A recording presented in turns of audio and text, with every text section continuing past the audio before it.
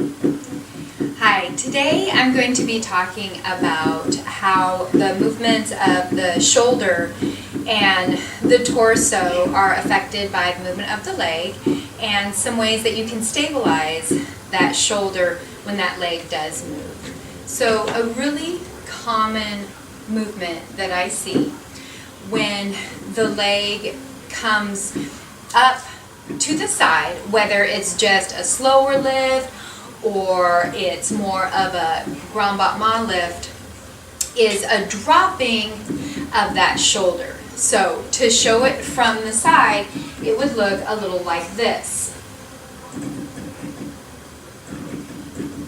And from the front, you can see now I'm off my center line and I'm all kind of crunched up right here. I've lost that lengthening. This isn't necessarily to be confused with a move that would be intentionally bringing that shoulder and that leg together. This is in reference to keeping that nice length as that leg moves.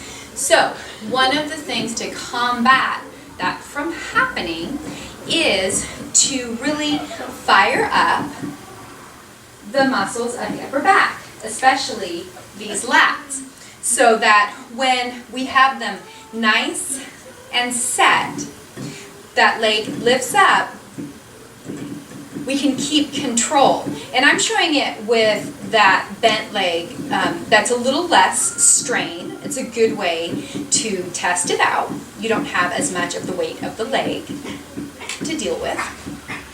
So I'm firing up this side just a tiny bit more than I am this side, because this is the side that has the challenge of the leg coming up. Looking at it on the other side,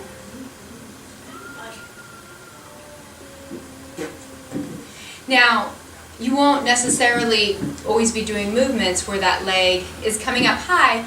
It still can be an effective thing to remember, even if that leg is coming off a little bit, because it is pretty common to have that little counterbalance happen. And then of course, as that leg comes up higher,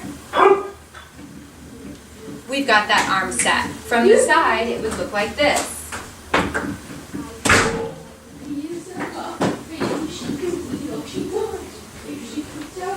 And this doesn't necessarily have to always pertain to being turned out. It can also be done in a more inwardly rotated position. So I've got my standing leg parallel, I've got my working leg parallel, I've set my upper back into place, and that leg comes up. I still keep that nice steady carriage up here.